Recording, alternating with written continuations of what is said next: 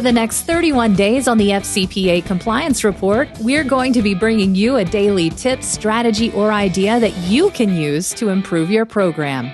Here's your host, Tom Fox, the Compliance Evangelist. This month's sponsor of 31 Days to a More Effective Compliance Program is Affiliated Monitors. Founded in 2004, Affiliated Monitors provides professional, independent, integrity monitoring of ethics and compliance assessments nationally and internationally and across almost all industries.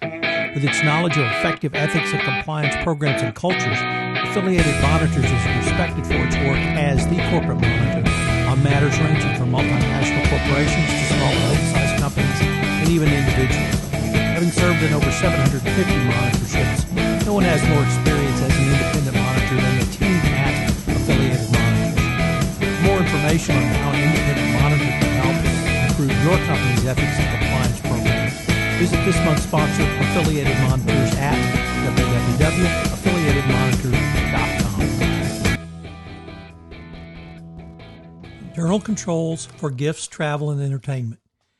It is reasonable to expect that internal controls over gift, travel, and entertainment be designed to ensure that they satisfy the criteria as defined in company policies. These are narrow, including a dollar limit, which must not be exceeded for gifts to be permissible, coupled with a subjective criteria such as the legality of gifts for the recipient and whether the practice is customary within the country where the gift is delivered. The question I will focus on today is how to enforce these policies so that employees are free, or rather not free, to disregard them at will.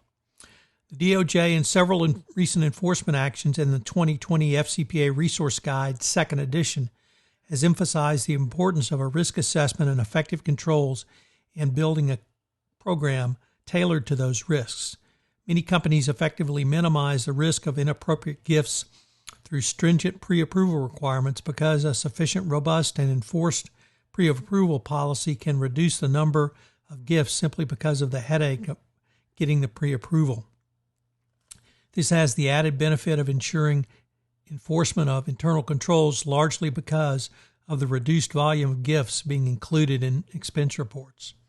In considering the effectiveness of controls, you must keep in mind that most used method for defeating an internal control, which is driven by the dollar amount, is splitting the item into multiple parts to appear to stay under the limit to avoid defined approval authority based on the gift amount. The key analysis is whether the controls in place to enforce the policies and whether those controls are documented. There are four issues to evaluate. Number one, is the correct level of person approving the payment or reimbursement for the gift? Number two, are the specific controls including sign-offs to demonstrate that a gift has a proper business purpose?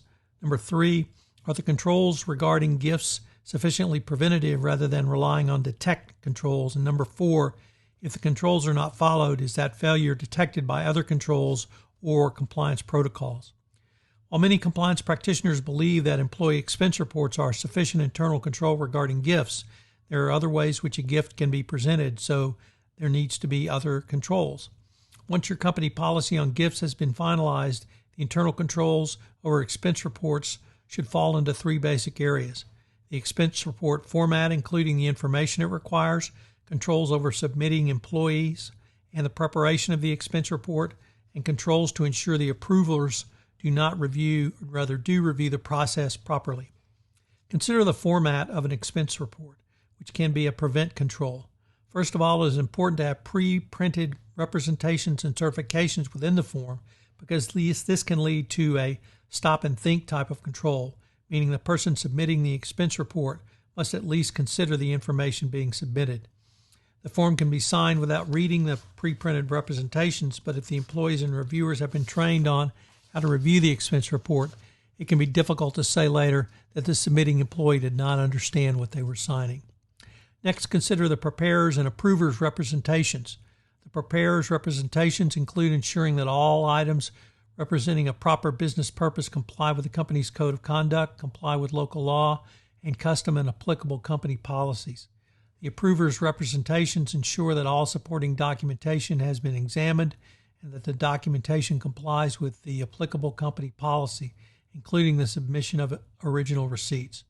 Further, the approver should certify that they have complied with all company policies regarding the review and approval of the expense reports.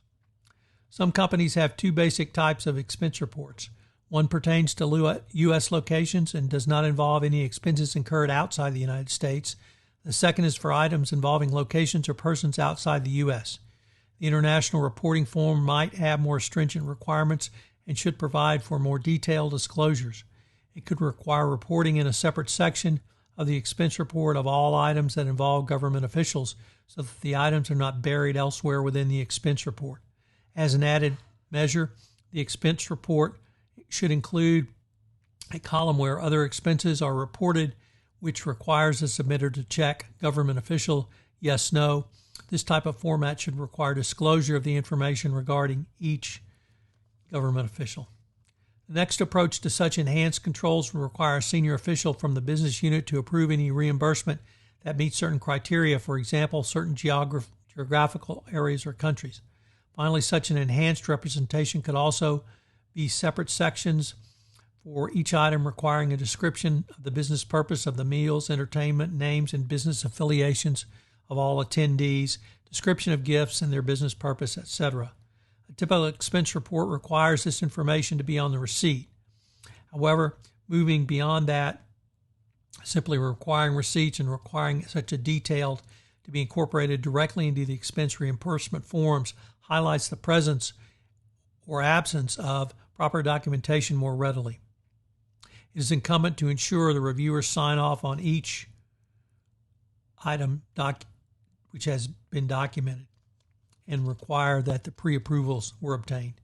Internal controls around gifts can be used in a variety of ways in your best practices compliance program. They certainly can be used to detect or even prevent an issue from becoming a full-blown FCPA violation by some of the techniques discussed. The bottom line is that good internal controls make for good business processes. If you can move your compliance program's internal controls forward, you can help make them part of your financial controls and thereby having a better run company. So what are today's three key takeaways? Well, number one, gifts, travel, and entertainment compliance internal controls are low-hanging fruit, so take advantage and pick them. Number two, compliance internal controls can be both detect and prevent controls.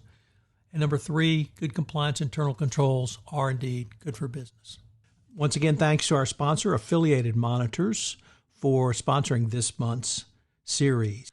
This production of 31 Days to a More Effective Compliance Program is a special production of the Compliance Podcast Network. I hope you will join me again tomorrow.